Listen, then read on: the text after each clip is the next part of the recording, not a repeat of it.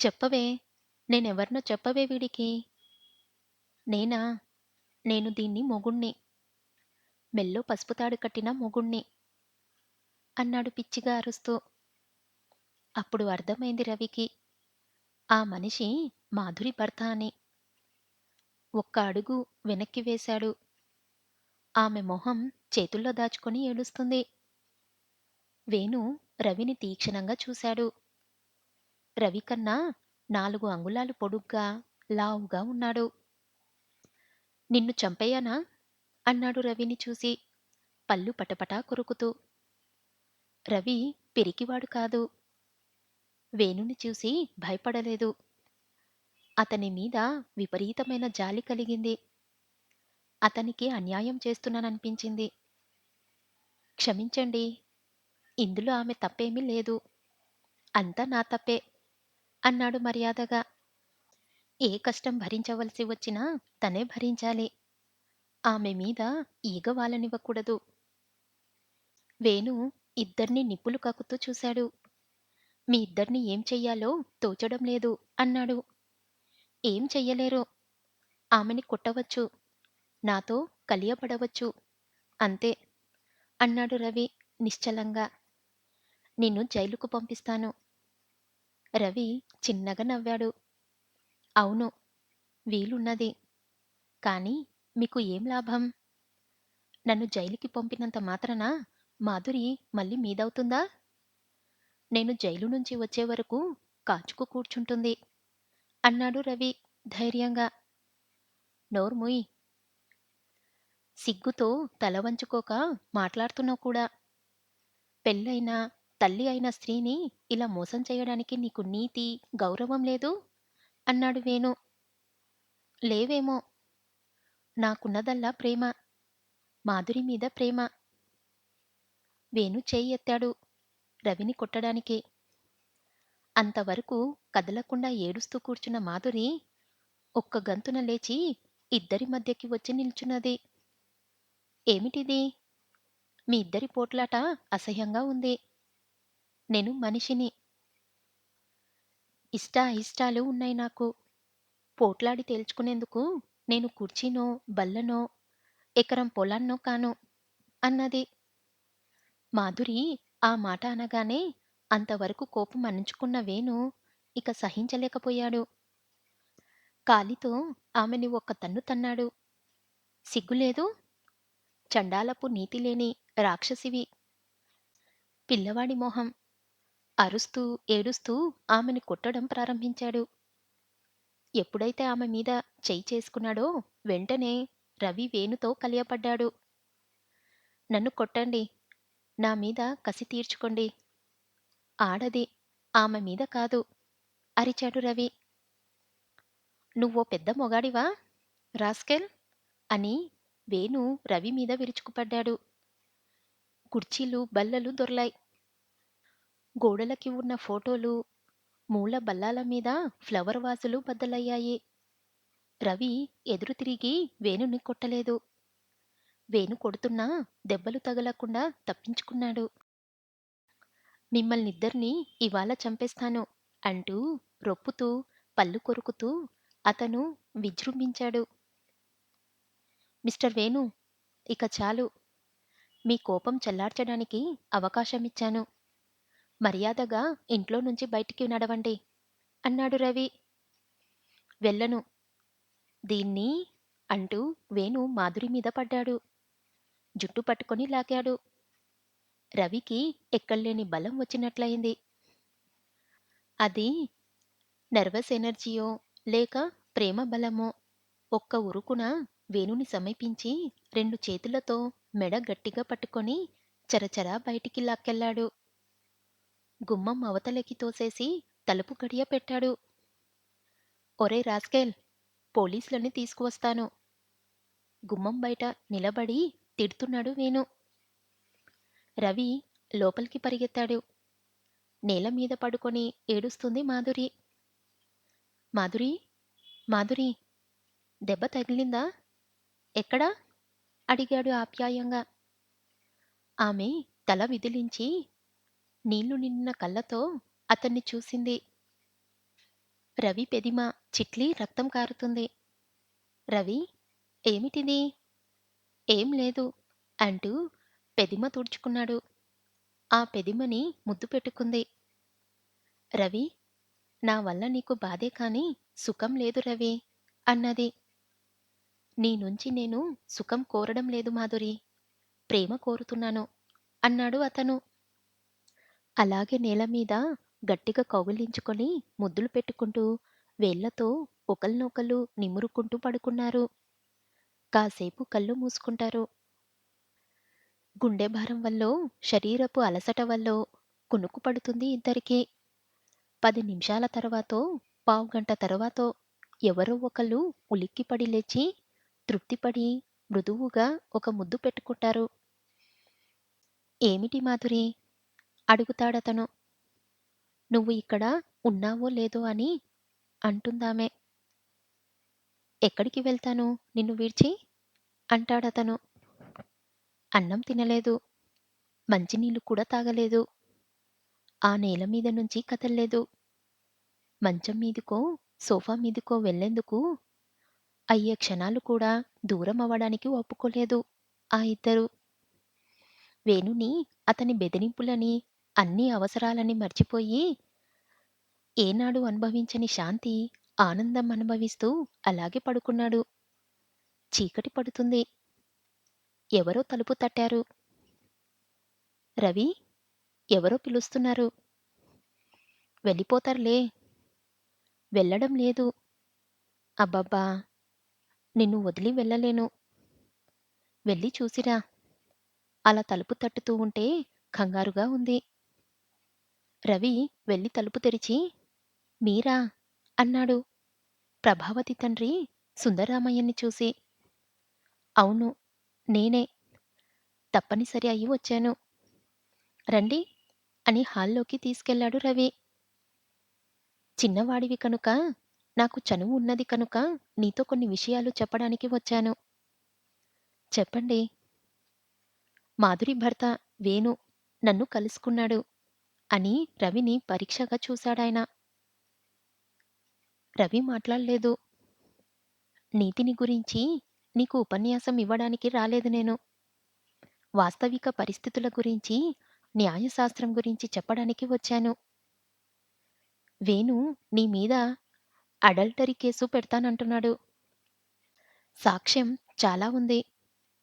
Case కోర్టుకి వెళ్తే నీకు శిక్ష తప్పదు. అతనికేం లాభం అందువల్ల? కసి తీరుతుంది. నువ్వు జైలుకి వెళ్తే మాధురి మళ్ళీ అతని దగ్గరకు వెళ్తుంది. వెళ్ళదు. నేను జైలు నుంచి వచ్చేదాకా నా కోసం కాచుకుంటుంది. సుందర్రామయ్య నిమిషం పాటు మౌనంగా ఉండి, మాధురి కొడుక్కి 2 ఏండ్లు. ఆ పిల్లాణ్ణి మాధురికి ఇవ్వనన్నాడు వేణు. పిల్లవాడు తనక్కావాలని అడగలేదే. ఈ కొత్త ఆవేశంలో పిల్లవాడి విషయం తాత్కాలికంగా మర్చిపోయి ఉంటుంది. త్వరలోనే ఆ మరుపులోంచి తేరుకుంటుంది. అప్పుడు అడుగుతుంది. ఆడది భార్యగా, ప్రియురాలిగా ఎంత గొప్పదైనా తల్లిగా ఆమె ప్రేమతో మిగతా బాధ్యతలు ఏవైనా సంఘర్షణ పడితే అన్నిటినీ వదులుకుంటుంది పిల్లల కోసం.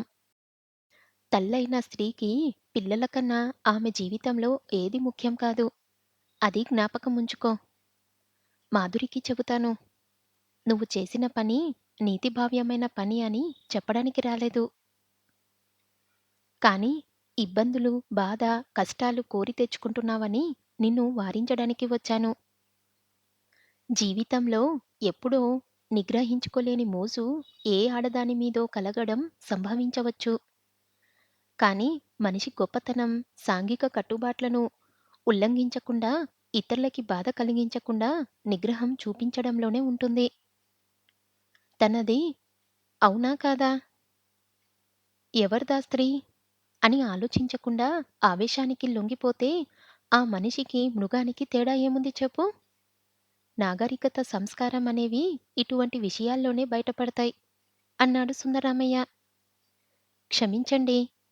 నాకు మాధురి మీద ఉన్నది మోజు కాదు, ఆవేశం కాదు. సెక్సుకి ప్రాధాన్యత లేదు.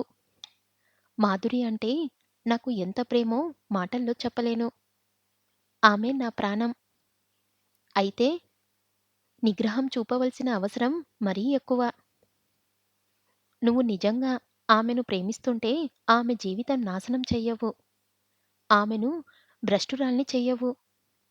10 నెలలు మోసికనిన పిల్లాణ్ణి దూరం చెయ్యవు. నీ ప్రేమ చాలా స్వార్థమున్న ప్రేమలా ఉంది. నేను ఒప్పుకోను. నా ప్రేమలో స్వార్థం ఉన్నదంటే ఆమెకు నేను కావాలి. నాకు ఆమె కావాలి. నన్ను వద్దని ఆమె పోతానంటే నేను అడ్డు చెప్పను. వేడుకోను. ఏడవను. ఆమె సుఖంగా ఉంటే చాలు.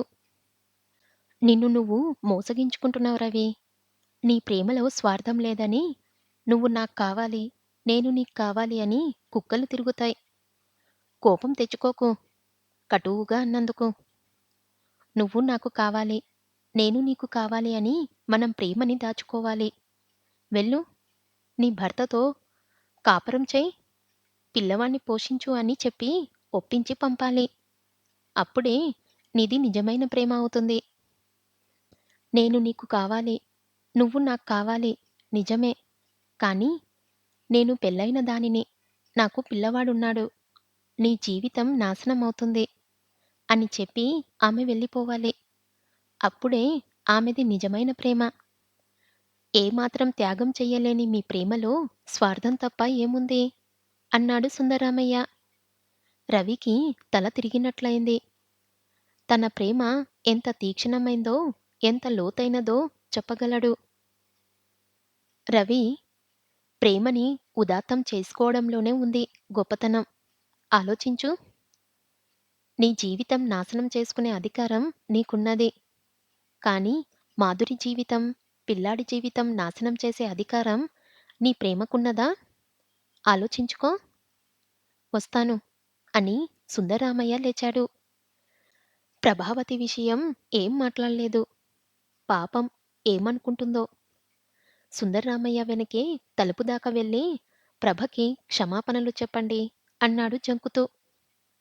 సుందరరామయ్య రవి వీపు తట్టాడు. ఆ బాధ పెట్టుకోక రవి. నువ్వు ప్రభని ఏనాడూ ప్రేమించలేదు. కాస్త మోజుపడ్డావంతే. నాకు తెలుసు. అందుకే పెళ్లి చేసుకోవాలని తొందర పడవద్దన్నాను. నీ తొలి ప్రేమ ఇది. నీ కళ్ళల్లో తెలుస్తుంది. నీ శరీరం వెలిగిపోతుంది. మంచో చెడ్డో, నీతో అవినీతో ఇలా ప్రేమించగలగడం కూడా అదృష్టమే. ఏ కొద్దిమందికో ప్రసాదిస్తాడు భగవంతుడు ఈ అదృష్టం. ఈ ప్రేమ వలన మనిషిగా నువ్వు మరింత పెరగాలి. బాధలు పడి, కన్నీళ్లు కార్చి, బతుకు చేదు చేసుకొని, ప్రియురాలిని, ప్రేమని పోగొట్టుకొని, చివరికి బిట్టర్‌నెస్, కసి, ఈర్ష్య మొదలైనవే నీలో మిగులుతాయేమోనని నా భయం. అందుకే ఇప్పుడే నీ ప్రేమని ఉదాత్తం చేసుకోమని చెబుతున్నాను. గుడ్ లక్ అని సుందరరామయ్య వెళ్ళిపోయాడు. తలుపు గడియ పెట్టి రవి లోపలికి పరిగెత్తాడు. ఎవరు? సుందరరామయ్య గారా? ఏమన్నారు? అడిగింది మాధురి. రవి నవ్వి ప్రేమించమంటారు. కానీ నిన్ను వాచించవద్దంటారు అన్నాడు. మాధురి రవి ఇంటికి వచ్చి 2 రోజులయ్యింది. ఆ 2 రోజులు ఇద్దరూ ఇంట్లో నుంచి కదల్లేదు. వీపుల మీద చేతులు వేసుకొని దగ్గరగా పడుకునే ఉన్నారు. ఎక్కువ మాట్లాడటం లేదు. అప్పుడప్పుడు మాధురి, నువ్వు నా ప్రాణం అంటాడతను. రవి, ఈ జీవితమంతా ఇలా నీ చేతుల్లో ఉండిపోతాను. వదలను, వదలలేను అంటుందామె. రెండో రోజు రాత్రి మాధురి ఉలిక్కిపడి లేచింది. ఏమిటి మాధురి? నా బాబు ఏడుస్తున్నాడు. బాబా ఏడీ? అడిగాడు రవి. నా బాబు. పాపం. వాడు నా కోసం ఏడుస్తూ ఉంటాడు రవి. నేను వెళ్ళి వాణ్ణి ఎత్తుకొని నిద్రపుచ్చాలి. ఎలా వెళ్తావ్? నీ భర్త ఊరుకుంటాడా? ఏం చేస్తాడు? వెళ్ళాలి. లేచి కూర్చుంది. పడుకో. పొద్దున్నే వెళ్దువుగాని. వీల్లేదు. ఇప్పుడే వెళ్ళాలి. ఇప్పుడా? టైం ఎంతవుతుందో తెలుసా? ఎంతైతేనేం నన్ను ఇంటి దగ్గర దిగపెట్టవు? మాధురి, ఇంత రాత్రి వేళ రవి, ప్లీజ్ నన్ను తీసుకెళ్ళు. నీకు ఇష్టం లేకపోతే చెప్పు. నడిచి వెళ్తాను. రవి లేచి నిల్చొని సుందర్రామయ్య గారు చెప్పింది నిజమే అన్నాడు. ఏమిటది? నువ్వు పిల్లాన్ని వదిలి ఉండలేవని. పిల్లాడి కోసం మన ప్రేమ వదులుకుంటావని. ఏం మాటలవి రవి? ఒక్కసారి బాబుని చూసి వస్తాను. మంచివాడివి కదూ! తీసుకెళ్ళవు? ఏడుస్తుంది. రవిని వదల్లేదు. పిల్లాన్ని వదులుకోలేదు. పద, తీసుకెళ్ళి దింపుతాను. కారెక్కారు. నీకు కోపం వచ్చిందా రవి? అడిగింది మాధురి. ఛ! నీకు కోపం వచ్చిందని నాకు తెలుసు రవి. నువ్వు నన్ను అర్థం చేసుకోవాలి. బాబు నా కొడుకు. రవి తల ఊపాడు. మాధురి ఇంటికి కొంచెం దూరంలోనే కారాపాడు. నేనిక్కడే ఉండనా? వస్తావా? అడిగాడు. "ఉమ్, నువ్వెళ్ళు, నేను వస్తాన్లే" అని కారు దిగి వెళ్ళిపోయింది మాధురి. ఒక చిన్న నవ్వు అయినా నవ్వకుండా. రవి మనసు చివుక్కుమన్నది. తనని అప్పుడే మర్చిపోతుంది. మాధురి ఇక రాదని నిశ్చయించుకొని కారు వెనక్కి తిప్పాడు. పిల్లాడి కోసం భర్త దగ్గర ఉండిపోతుందనుకున్నాడు. మాధురిని రప్పించడానికి ఆ భర్తకి ఆ పిల్లాడు చాలు. రవి ఇంటికి వెళ్ళి మాధురి పడుకున్న పక్క, దిండు మీద గుంట, దుప్పటి మడతలు చూస్తూ కూర్చున్నాడు. ఎప్పుడో తెల్లారింది. రవి ఇంకా అక్కడే మంచం మీద కూర్చునే ఉన్నాడు. సిగరెట్ మీద సిగరెట్ తాగుతున్నాడు. రవి! ఆ పిలుపు వినగానే ముడుచుకుపోయిన మొహం వికసించింది. రవి! వచ్చేశాను. పిల్లాన్ని తీసుకువచ్చాను. ఇక వెళ్ళను. ఏడుస్తుంది. నవ్వుతుంది. పిల్లాన్ని ఎత్తుకునే అతని ఒళ్ళో వాలిపోయింది. ఏమిటి మాధురి ఈ గాయాలు? అడిగాడు ఆమె చేతుల మీద, చెంపల మీద ఎర్రని చారులు చూస్తూ. నా భర్త నా మీద కసి తీర్చుకున్నాడు. కొట్టాడు. రక్కాడు. ఎందుకు? నేను వెళ్ళిపోతానని. బాబుని ఇవ్వమని. నిన్ను ప్రేమిస్తున్నానని చెప్పినందుకు. అయితే పిల్లాన్ని ఎందుకిచ్చాడు? నిన్ను ఎందుకు రానిచ్చాడు? రోషమో, కోపమో నాకేం తెలుసు? పిల్లాన్ని తీసుకుపో. మళ్ళీ ఈ గుమ్మం తొక్కక. నీ పాడుమొహం మళ్ళీ నాకు చూపించక అని అరిచాడు. నా చెవులు నేనే నమ్మలేకపోయాను. పిల్లాన్ని ఎత్తుకొని బయలుదేరాను. అడ్డు రాలేదు. వచ్చేశాను రవి. నేను నీ దాన్ని. నన్ను ఏం చేస్తావో, ఏం చేసుకుంటావో నీ ఇష్టం అన్నది అతని భుజం మీద తలవాల్చి. పిల్లవాణ్ణి చూసుకునేందుకు పనిపిల్లని పెట్టారు. హోటల్ నుంచి క్యారియర్లో భోజనం వచ్చే ఏర్పాటు చేసుకున్నారు. కట్టుబట్టలతో వచ్చేసిన మాధురికి చీరెలు, జాకెట్ గుడ్డలు కొన్నాడు రవి. వాళ్ళకి 24 గంటలు పగలే. చీకటి పడటం తెలియడం లేదు. ఆ గదిలో నుంచి కదలరు.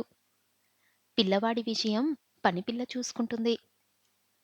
4 రోజుల తర్వాత రవికి ఓ టెలిగ్రామ్ వచ్చింది.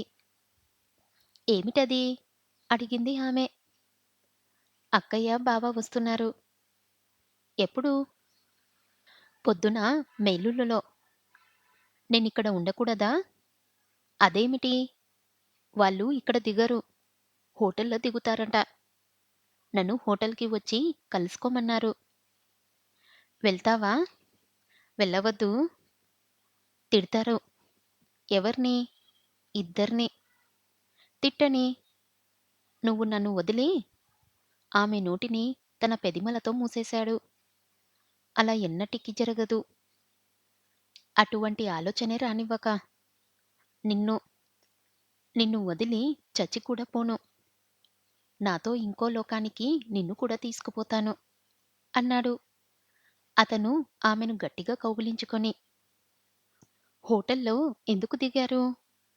ఇంటికి రావడానికేం?" అడిగాడు రవి అక్కని, బావని. అతని బావ జవాబు చెప్పలేదు.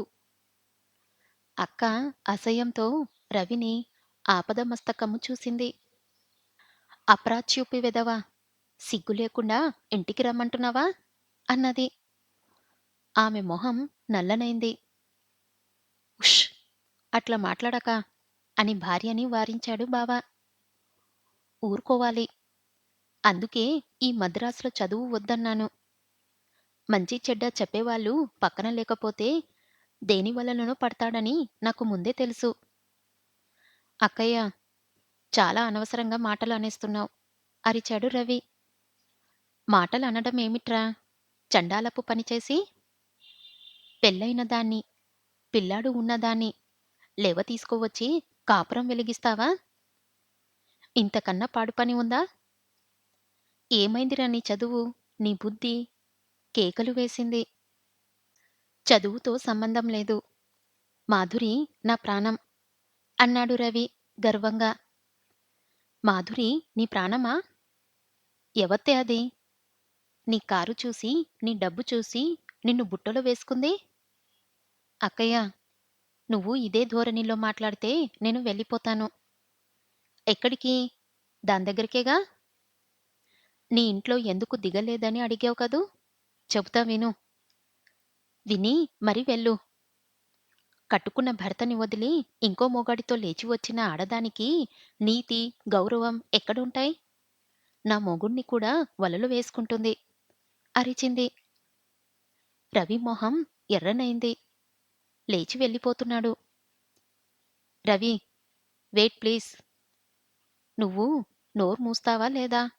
అని భార్యని కోప్పడి రవి చెయ్యి పట్టుకొని వెనక్కి తీసుకొచ్చాడు అతని బావ. "కూర్చో రవి. మీ అక్కయ్య తత్వం నీకు తెలుసుగా.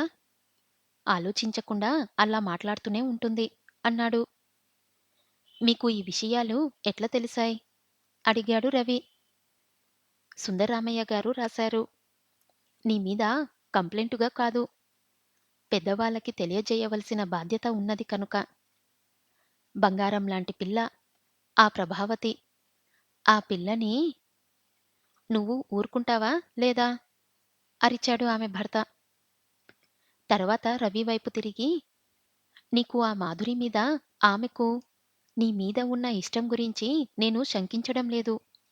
నువ్వు చేసిన పని వివేకమైన పనా కాదా అని ఆలోచించావా?" అడిగాడు. "వివేకమో కాదో నేను ఆలోచించలేదు బావా. ఆమెను చూసిన తర్వాత ఆమె కోసమే నేను పుట్టినట్లు అనిపించింది. ఆమె కళ్ళల్లోకి చూస్తేనే నాలో ప్రాణం ఉన్నట్లయింది. అటువంటి ప్రేమ పెళ్ళైన స్త్రీ మీద కలగటం నీ దురదృష్టమనుకుంటాను.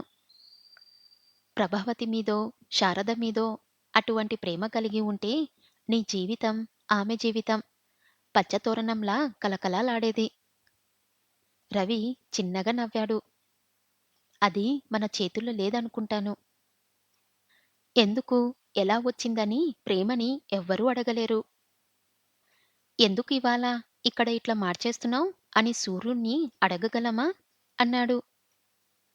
రవి అక్క మాట్లాడకపోయినా నిప్పులు కక్కుతూ రవిని చూస్తుంది. "రవి, ఇటువంటివి మన సమాజంలో హర్షించరు. ప్రేమ అని చెప్పి తప్పులు కప్పిపుచ్చలేము. ముందు ముందు చాలా కష్టాలకి గురి అవుతావు." రవి నవ్వాడు. "అంతేగా. మాధురి లేకుండా నాకీ బతికే అనవసరం" అన్నాడు. చాలాసేపు మాట్లాడారు. రవిని సరైన దారిలోకి తీసుకురావడానికి అతని బావ చాలా ప్రయత్నించాడు. ప్రయోజనం లేకపోయింది. "మేము రాత్రికి మెయిల్లోకి వెళ్ళిపోతున్నాం. నీ క్షేమ సమాచారాలు రాస్తూ ఉండు. నీ వాళ్ళం మేమున్నామని మర్చిపోకు" చెప్పాడు అతని బావ. ఇంటికి వెళ్తుంటే కాలేజీ స్నేహితుడొకడు కనిపించాడు రవికి. "ఈ మధ్య చాలా రొమాంటిక్‌గా తయారయ్యావటగా" అన్నాడు అతను నవ్వుతూ. తన ప్రేమని గురించి అంత తేలికగా మాట్లాడటం సహించలేక రవి జవాబు చెప్పలేదు. రేడియోలో పాడే ఆ మాధుర్‌ని తన్నుకెళ్ళి ఇంట్లో పెట్టుకున్నావంటగా? నిజమేనా? నీకెందుకు? ఒక చిన్న సలహా ఇద్దామని. ఇవ్వు. తోవన వెళ్ళే ప్రతి మనిషి సలహా ఇస్తుండగా నువ్వు ఇవ్వడానికేం? కోపం తెచ్చుకోక. నాకన్నా చిన్నవాడివి. ఆడవాళ్ళ విషయంలో నీకు అనుభవం చాలదు. ఇలాంటి కేసులు చాలా చూశాను. ఒక మొగాణ్ణి వదిలి ఇంకో మొగాడితో వెళ్ళిన ఆడదాన్ని ఎన్నడూ నమ్మకూడదు. రెండో వాణ్ణి మొదటి వాణ్ణి వదిలేసినట్టే వదిలేస్తుంది. నీ పేరు, ప్రతిష్ట, డబ్బు, మనశ్శాంతి పాడు చేసుకోకుండా అవకాశం ఉన్నన్నాళ్ళు దర్జాగా ఎంజాయ్ చెయ్. అంతేకాని ఎమోషనల్‌గా అటాచ్ గాక. నీ మంచికే చెబుతున్నాను అన్నాడతను. థాంక్స్ అని రవి కారు స్టార్ట్ చేశాడు. ఇంటికి వెళ్ళగానే మీ వాళ్ళేమన్నారు? అడిగింది మాధురి. అందరూ చెప్పిన మాటలే చెప్పారు. నన్ను విడిచిపెట్టేయమనా? ఆ విషయం ఇప్పుడెందుకు? అది ఎన్నటికీ జరగదు. దూరంగా నిల్చుంటావేం? ఇలా రా. ఆమె నడుం మీద చెయ్యి వేశాడు. వాళ్ళకి స్నేహితులు లేరు. వాళ్ళ ఇంటికి ఎవ్వరూ రారు. వాళ్ళు ఎవరి ఇంటికి వెళ్లరు. అసలు బయటికి వెళ్ళడమే మానేశారు. నువ్వుంటే నాకింకేం కావాలి చెప్పు? అంటుంది మాధురి. నువ్వు లేకపోతే నాకింకేమీ అక్కర్లేదు అంటాడు రవి. గంటల తరబడి, రోజుల తరబడి కౌగిలించుకొని కళ్ళల్లోకి చూసుకుంటూ, వేళ్ళగోళ్ళల్లో ప్రతిబింబాలు పరీక్షించుకుంటూ గడిపేస్తున్నారు. క్షణం కూడా ఒకళ్ళనొకరు వదల్లేరు. నన్ను వదులు, స్నానం చెయ్యాలి అంటుంది మాధురి. అతని మీద నుంచి చెయ్యి తీయకుండా, అతన్ని వదలకుండా. ఎందుకు ఇప్పుడు స్నానం? అడుగుతాడతను. ఆ కాసేపు కూడా ఎడబాటు భరించలేడు. నవ్వుతుంది. చంటి పిల్లాడి కన్నా అన్యాయమైపోతున్నావు. స్నానం ఎందుకా? నువ్వు నా ఒళ్ళంతా ముద్దులు పెట్టుకోవటానికి. నేను స్నానం చెయ్యవద్దు? చెయ్యి. ఎలా? నిన్ను వదిలా. పకపక నవ్వుతుంది. ముద్దు పెట్టుకుంటుంది. పోనీ నీళ్ళ గదిలోకి రా అంటుంది. అవును. నేను స్నానం చేస్తాను. రా వెళ్దాము అంటూ మాధురిని ఎత్తుకుంటాడు. చిన్నపోను 2 బకెట్లలో వేడి నీళ్లు నీళ్ళ గదిలో పెట్టికేస్తాడు. ఎక్సైట్‌మెంట్‌తో ఎత్తుకునే నీళ్ళ గదిలోకి తీసుకెళ్తాడు. ఒకళ్ళనొకళ్ళు చూసుకుంటూ సబ్బు రుద్దుకోవడం మర్చిపోతారు. బకెట్లలో నీళ్లు చల్లారిపోతాయి. నువ్వు సబ్బు రుద్దుకోలేదు? అవును. నువ్వు రుద్దుకోలేదు. నేను రుద్దుతాను. 2 చేతుల్లో నురుగు నింపుకొని నున్నని ఒంటిని తాకుతాడు. స్నానం గదిలోకి ఎందుకు వచ్చింది ఇద్దరూ మర్చిపోతారు. ఒంటికి సబ్బునున్నది జ్ఞాపకం ఉండదు. కౌగిలించుకుంటారు. ఒళ్ళు రాసుకుంటూ తడి నేల మీద వాలిపోతారు.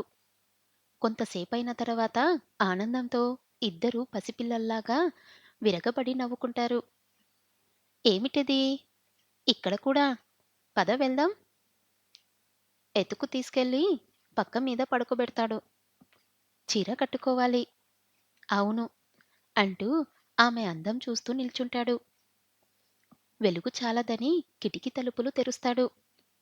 సూర్యుడు ఆమె లేత ఒంటిని చూస్తాడని, కాల్చి నల్లగా చేస్తాడని కోపం వచ్చి కిటికీ మూసేస్తాడు.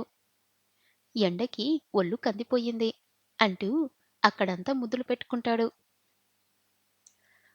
అన్నం తిన్నామా? అడుగుతాడు. అవును. ఎప్పుడు తిన్నాం? నిన్న రాత్రి.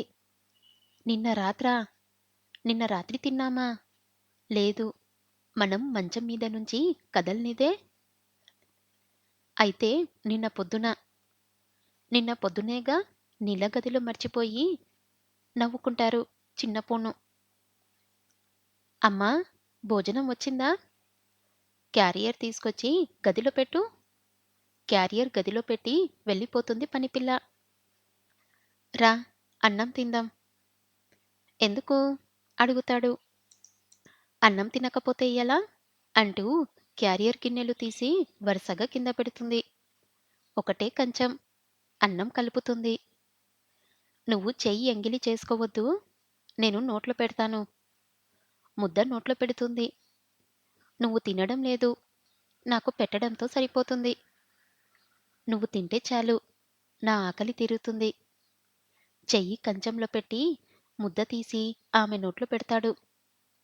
2 ముద్దలు తిన్న తర్వాత ఇద్దరు కళ్ళల్లోకి చూసుకుంటూ అన్నం తినడం మర్చిపోతారు. రవి, మాధురి, నా మీద నుంచి కళ్ళు తిప్పక బతకలేను. మాధురి, నీ నుంచి తిప్పుకోడానికి నాకు కళ్ళేవి? ఇవి నీవే. ఎంగిలి చేతులు, మధ్య కంచం, పక్కన కెరీర్ గిన్నెలు అన్నీ మర్చిపోతారు. కౌగిలించుకుంటారు. ఇవాళ బయటికి వెళ్ళాలి. ఎక్కడికి? ఎక్కడికైనా సరే.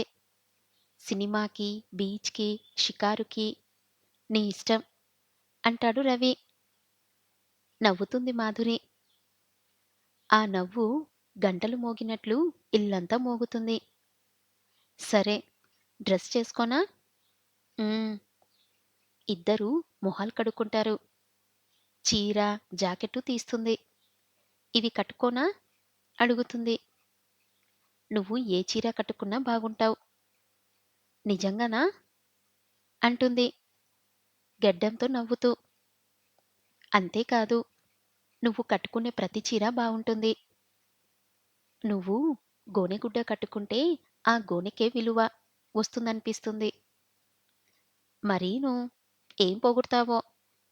పొగడ్తా. నిజం చెబితే? మొహం ముడుచుకుంటాడు. ఈ మాత్రానికే కోపమా? అతన్ని మీదికి లాక్కొని ముద్దు పెట్టుకుంటుంది. బయటికి వెళ్ళడం మర్చిపోతారు. చుట్టేసుకుంటారు. ఒకళ్ళనొకళ్ళు తినేసుకుంటారు. టైం ఎంతయింది? ఏం?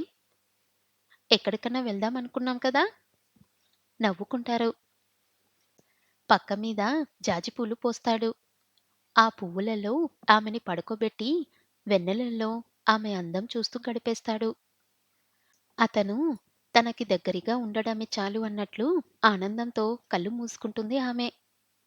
ఎప్పుడు నిద్ర పడుతుందో వాళ్ళకే తెలియదు. మళ్ళీ ఎప్పుడు మెలకువ వచ్చిందో అంతకన్నా తెలియదు. నిద్రకి, మెలకువకి మధ్య తెలిసిందల్లా రవికి మాధురి, మాధురికి రవి. డాబా మీద పడుకుంటారు. కాసేపట్లో వాన చినుకులు పడతాయి. వాన వస్తుంది. లోపలికి వెళ్దామా? ఆ! అయితే లే. లేస్తున్నాను అంటాడే కాని లేవలేడు. ఆమె మీద నుంచి చేతులు తీయలేడు. ఆమె ఒంటికి దూరం అవ్వలేడు. క్షణం వదిలితే మాయమవుతుందేమోనని భయపడుతున్నట్లు, మాధురి, నిన్ను వదల్లేను అంటాడు. వద్దు. మరి వాన వస్తుందే? రానీ. తడుస్తాం. పోనీలే. వానలో, చలిలో, మెరుపులో, ఉరుముల్లో ఒకరినొకరు పీల్చుకుంటారు. జుర్రుకుంటారు. రవి, ఆ! నువ్వు గడ్డం గీసుకోలేదు? అవును. గీసుకుంటాను. కదులుతాడు. గట్టిగా పట్టుకుంటుంది. వదులు. అసహ్యంగా లేను? ఏయ్! ఏమిటా మాటలు? నువ్వు ఎలా ఉన్నా బావుంటావు. అతని గడ్డం తన మొహానికి రాసుకుంటుంది. బ్రష్‌లా ఉన్న వెంట్రుకలు ఆమె లేత చెంపల మీద ఎర్రని గీతలు గీస్తాయి. వద్దు. చెంప కందిపోతుంది. మరేం చెయ్యను? నువ్వు నా చెంప కొరికేస్తాను. పళ్ళ అంచులతో పట్టుకుంటాడు. హ్మ్. నా రక్తం తాగేయ్. నీలోకి వెళ్ళిపోతాను. హుహు. నేనే నీలోకి వెళ్ళిపోతాను. ఎందుకు తీసేస్తున్నావు? నిన్ను, నన్ను అడుగుతుంది ఆతృతతో. అరంగుళం వదలకుండా నీ ఒళ్ళంతా ముద్దు పెట్టుకోవాలి. నీ పెదిమల ఎక్కడ తగిలినా నా ఒళ్ళంతా వేడెక్కి విచ్చుకొని అప్పుడే ఆ క్షణాల్నే నువ్వు కావాలంటుంది. ఒళ్ళంతా ముద్దు పెట్టుకునేంత వరకు ఆగదు. నేనాపుతానీవేళ. నీ ఒంటి మీద ప్రతి పుట్టుమచ్చని, ప్రతి గుంటని, ప్రతి నరాన్ని ముద్దు పెట్టుకొని చూసి చూసి మనసులో ముద్ర వేసుకోవాలి. ఎందుకు? ఎప్పుడైనా దూరమైతే ఛ! ఎందుకవుతాము? ఏమో! అబ్బా! మాధురి, ఏమిటి అందం? ఎక్కడ్నుంచి వచ్చింది మెరుపు నీ ఒంటికి? దేవుడు సృష్టించిన సౌందర్యానంతటినీ నీలో దాచుకొని రంగురంగులతో రకరకాలుగా చూపిస్తున్నావు. రవి, సిగ్గేస్తుంది. అందుకు గర్వపడాలి మాధురి. నువ్వే చూసుకో. అలా చూడక ముడుచుకుంటుంది. ముడుచుకొని అతని వైపు దొర్లి మళ్ళీ విచ్చుకుంటుంది. రాణి, ఏం చేస్తున్నావు? అడుగుతాడు ఆమెని వేళ్ళతో నిమురుతూ. ఎంత గర్వంగా చూస్తుందో. అధికారం, మొగాణ్ణి అనే గర్వం, ప్రపంచమంతా జయించగలననే అహంకారం. అనాదిగా పురుషులు చేసిన విరోచిత సాహస కార్యాల్ని తనే చేసినట్లు ఎట్లా ఉందో అంటుంది అతని పక్కన కూర్చొని. నువ్వు అలా చేస్తే నేనిక ఉండలేను. ఉండకా? అంటుంది పెదిమ వంచి, పళ్ళు చూపించి కళ్ళు దింపి. లాగుతాడు. లాగి ఆమెని తన మీద ఉలకపోసుకుంటాడు. పిల్లవాడు ఏడుస్తున్నాడు. మాధురి కదిలింది. తన నుంచి అతని చేతులు తీసేసింది. ఎక్కడికి? బాబు ఏడుస్తున్నాడు. చూసి వస్తాను. వెళ్ళింది. తనని విడిచి ఆమె అలా వెళ్ళిపోవడం అతను భరించలేకపోయాడు. జెలసీ. లేచి కూర్చున్నాడు. లోపల అతనికే తెలియని బాధ. అరగంట తర్వాత తిరిగి వచ్చింది. వచ్చి రావడంతో అతన్ని గట్టిగా కౌగిలించుకొని, రవి, నా రాజా, ఎందుకిలా కూర్చున్నావ్? అడిగింది. అతను మాట్లాడలేదు. బిగుసుకున్నాడు. బాబుని నిద్రపుచ్చడానికి వెళ్ళినందుకే ఈ కోపం? నువ్వు చంటి పిల్లాడివి అయిపోయావు అని నవ్వి ముద్దు పెట్టుకుంది. అతనికి ఏడుపు వచ్చింది. ఆమె ఒళ్ళో పడుకున్నాడు. మాధురి, నువ్విక ఎవ్వర్ని ముద్దు చేసినా భరించలేను అన్నాడు వణుకుతున్న కంఠంతో. అతని తల నిమిరింది. అతని భుజం రాసింది. నా రవి, ఎంత ఇష్టం నీకు నా మీద అన్నది. అతను ఆమె పొట్టకి మొహం రాసుకుంటూ అలా నన్ను వదిలి వెళ్ళక అన్నాడు. నిన్ను వదిలి ఎక్కడికి వెళ్తాను రవి అని జోలపాట ప్రారంభించింది. తన ఒళ్ళో రవిని, చిన్న పొన్ను పక్కన పడుకున్న బాబుని నిద్రపుచ్చడానికి. ఎక్కడికి వెళ్తావు? అడిగింది రవి డ్రెస్ చేసుకుంటుంటే. బ్యాంకుకి. ఎంతసేపవుతుంది? అరగంట. అరగంటే త్వరగా రాలేవు? వచ్చేస్తాను అని అతను వెళ్ళిపోయాడు. బాబుని తెచ్చుకున్నది. కాసేపు ముద్దు చేసింది. కితకితలు పెట్టి నవ్వించింది. ఒళ్ళో పడుకోబెట్టుకొని ఆడించింది. చిన్న పొన్లు. వెన్నీళ్ళు ఉన్నాయా? ఇవాళ బాబుకి నేను నీళ్లు పోస్తాను. పిల్లవాడికి నీళ్ళు పోస్తుంది. రవి వచ్చాడు. మాధురీ, మాధురీ. ఆ! ఎక్కడా? నీళ్ళ గదిలో.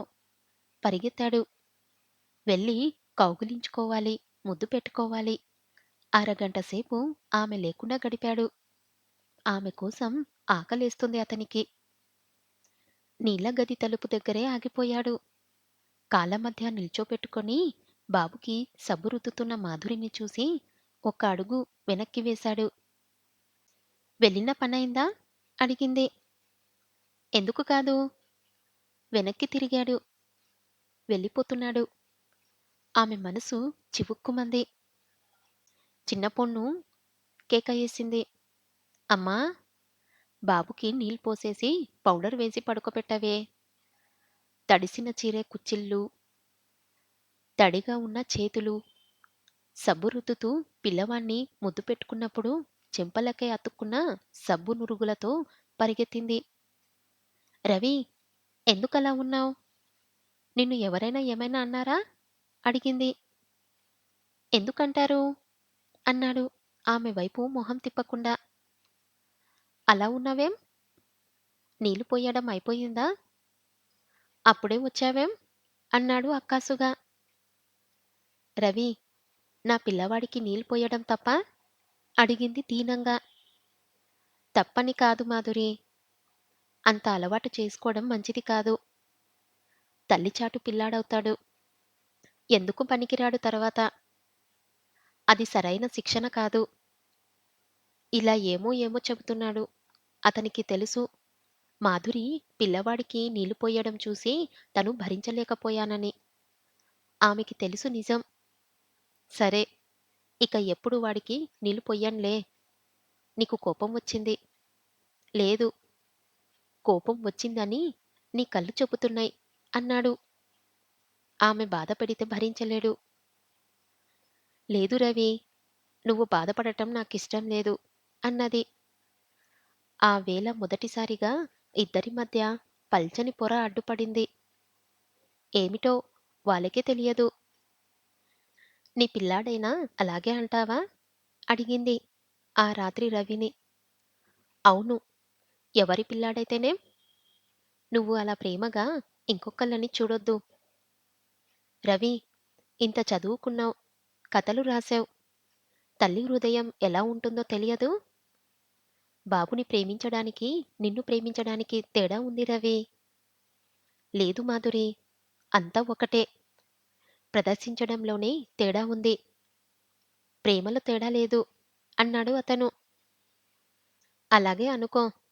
పోనీ నిన్ను, బాబుని రేపు పుట్టబోయే అబ్బాయినో, అమ్మాయినో ప్రేమించగలిగే పాటి లోతైన హృదయం లేదా నాకు? ఒకళ్ళనే ప్రేమించగలనంటావా? అడిగింది. ఏమో, నీ విషయం నాకు తెలియదు. నువ్వు అందర్నీ ప్రేమిస్తే సహించగలిగే లోతు నా హృదయానికి లేదు అన్నాడు నిశ్చయంగా. ముద్దు పెట్టుకుంది. సంతోషాన్నివ్వడానికి ప్రయత్నించింది. కాని ఆమె మనసులో ఏదో పీకుతుంది. రవి, బాబుని తెచ్చి నా పక్కన పడుకోబెట్టుకోనా? ఎందుకు? నేను పడుకోవడం విసుగు పుట్టిందా? రవి, ఎందుకలా అంటావు? బాబుకి జ్వరం ఉంది. ఆ విషయం నాకు తెలుసు. నీ పక్కన పడుకుంటే జ్వరం తగ్గుతుందా? అడిగాడు రవి. ఎంత కఠినం! ఏడుస్తుంది. మాధురి ఏడిస్తే అస్సలు భరించలేడు. తనే వెళ్ళి పిల్లవాణ్ణి తీసుకొచ్చి ఆమె పక్కన పడుకోపెట్టాడు. రవి, నువ్వు మంచివాడివి అని బాబుని తన గుండెలకి అదుముకొని వీపు తడుతుంది. అతను లేచి వెళ్ళి కిటికీ దగ్గర నిల్చొని సిగరెట్ తాగుతున్నాడు. పడుకోవా? అడిగింది. నిద్ర రావడం లేదు. ఏం? ఏమో, పిల్లవాణ్ణి నిద్రపుచ్చుతుంది. జో కుడుతుంది. పసివాడి మెత్తని చేతులు తల్లి మెడ చుట్టూ వేశాడు. ఆమె నిద్రపోతుంది. నిద్రపోతున్నానని తెలియకుండానే ఒక రాత్రివేళ నిద్రలేచింది. రవి తన పక్కన లేడు. పిల్లవాడి చేతులు మెడ మీద నుంచి తీసేసి తిరిగి చూసింది. కిటికీ దగ్గర నిల్చొని ఇంకా సిగరెట్ తాగుతున్నాడు. లేచి వెళ్ళింది. ఇంకా నిద్రపోలేదు? ఏమిటి ఇన్ని సిగరెట్లు తాగుతావ్? రవి, ఏమిటి పిచ్చి? అని అతని చేతిలో సిగరెట్ కింద పారేసి అతని తలని లాక్కొని ముద్దు పెట్టుకుంది. గట్టిగా కౌగిలించుకున్నాడు. ఏడవాలని ఉంది అతనికి. ఏడుపు రాలేదు. మాట్లాడాలని, ఏమేమో చెప్పుకోవాలని ఉంది. మాట రాదు. గొంతు బొంగురుపోయింది. మాధురి, ఆమెకి అర్థమవుతుంది అతని తపన, అతని జెలసీ. కాని ఏం చేస్తుంది? దగ్గరికి తీసుకొని మంచం దగ్గరికి లాక్కెళ్ళి అతని తల తన ఒళ్ళో పెట్టుకొని నిమురుతుంది. మాధురి, నేను చచ్చిపోతాను. చచ్చిపోయి నీ కడుపున పుడతాను. అదేమిటి రవి? నువ్వు పూర్తిగా నా దానివి కావు మాధురి. నా దానివి కాకపోతే నేను బతకలేను. నాకు పిల్లాడున్నాడని నీకు తెలుసుగా? మాధురి, వివేకానికి, తర్కానికి, కామన్ సెన్స్‌కి సంబంధించింది కాదు ఇది. తెలుసు తెలుసు.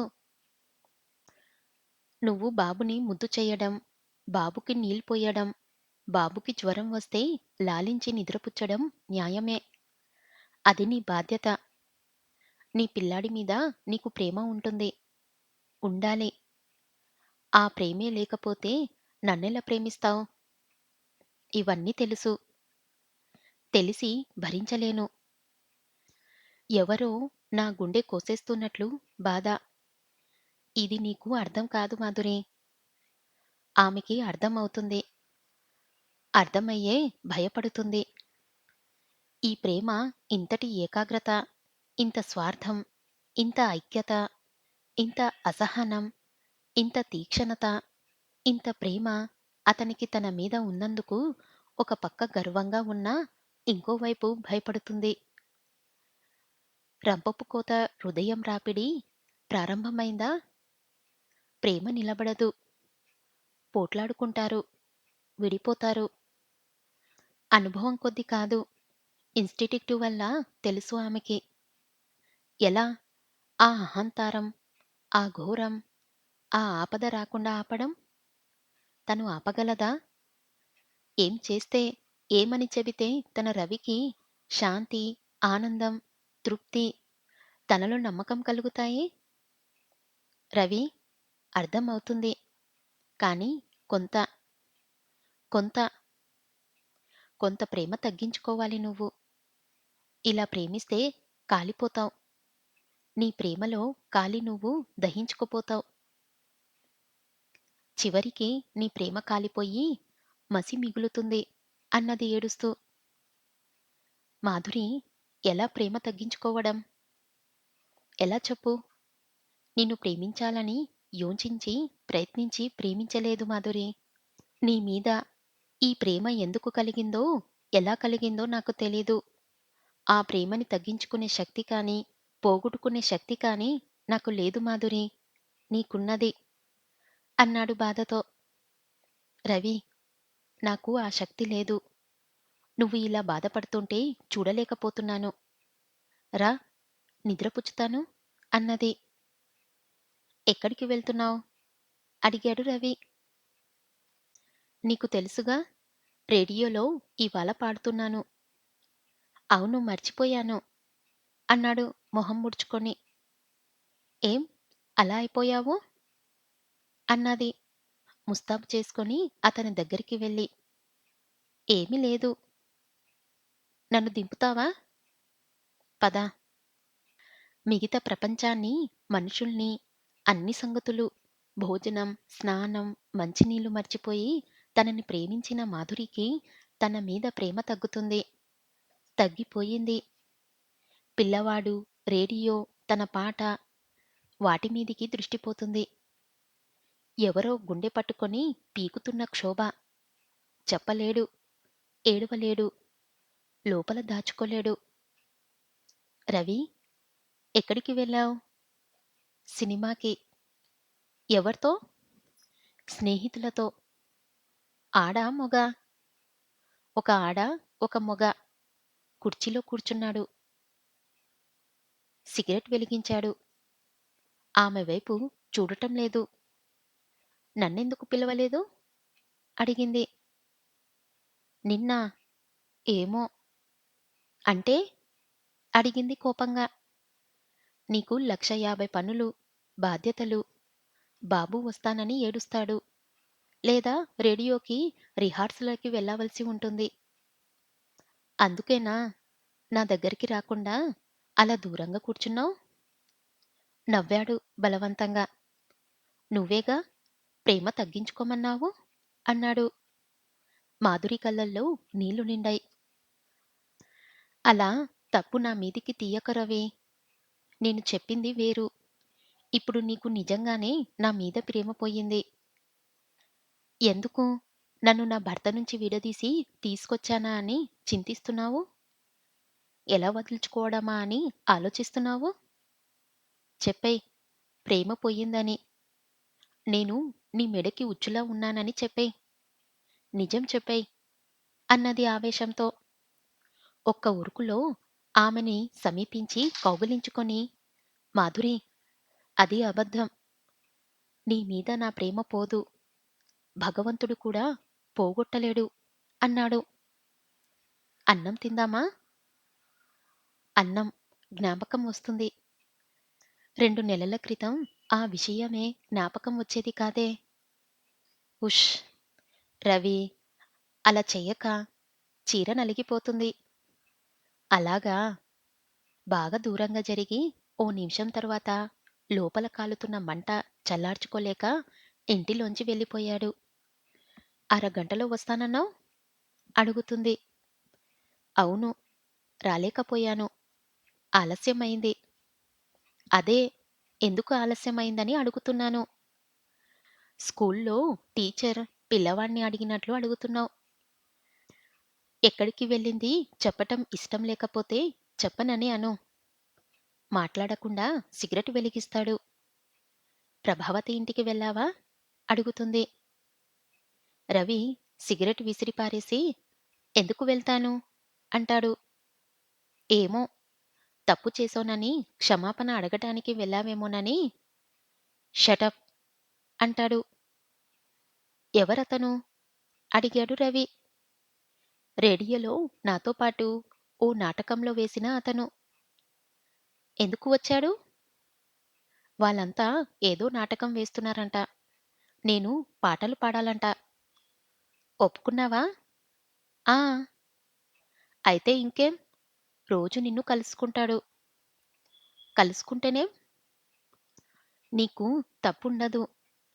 అది తప్పా? అడిగింది రెట్టించి. మాధురి, నా ప్రేమని తగ్గించమని చెప్పావు. తగ్గించలేదని నువ్వే నా ప్రేమని చంపేస్తున్నావా? అడిగాడు కోపంగా. ఒకళ్ళు చంపితే పోయే ప్రేమ ఎలాగో ఉండదు అని పిల్లవాడి దగ్గరికి వెళ్ళి ఎత్తుకొని ముద్దు చేయడం ప్రారంభించింది. మాధురి, ఏమిటి? నువ్వు నాకు కావాలి. మాట్లాడొద్దు. ఇప్పుడే. పిల్లవాణ్ణి ముద్దు చేస్తుంది. రవి ఇక అక్కడ ఉండలేక ఇంట్లో నుంచి వెళ్ళిపోయాడు. 24 గంటల పాటు ఇంటి ప్రాంతాలకు రాలేదు. మూసిన గడం, నలిగిన బట్టలు, చింపిరి జుట్టు, పీక్కుపోయిన కళ్ళు. మాధురి అతన్ని చూసి బోరున ఏడ్చింది. ఆ 24 గంటలు ఆమె మంచినీళ్లు కూడా ముట్టుకోలేదు.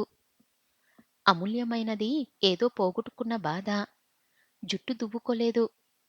చీర మార్చుకోలేదు. రవిని కళ్ళార్పకుండా చూస్తూ మౌనంగా కూర్చున్నది. రవి తలుపుకి ఆనుకొని కదలకుండా నిల్చున్నాడు. రవి, ఏమయ్యావ్? రవి, మనమిద్దరం ఏమైపోతున్నాం రవి? ఆనందం, ఆప్యాయత పోయి, ఏమిటి రవి ఈ రాపిడి? ఈ పోట్లాటలు వద్దు రవి అన్నది ఏడుస్తూ.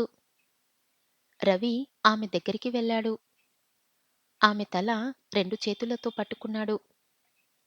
మాధురి, నా రాణి, అమోఘమైన ఆనందం ఎందుకు పోగొట్టుకున్నాము? అడిగాడు. ఆలోచించకుండానే ఇద్దరికీ తెలుసు.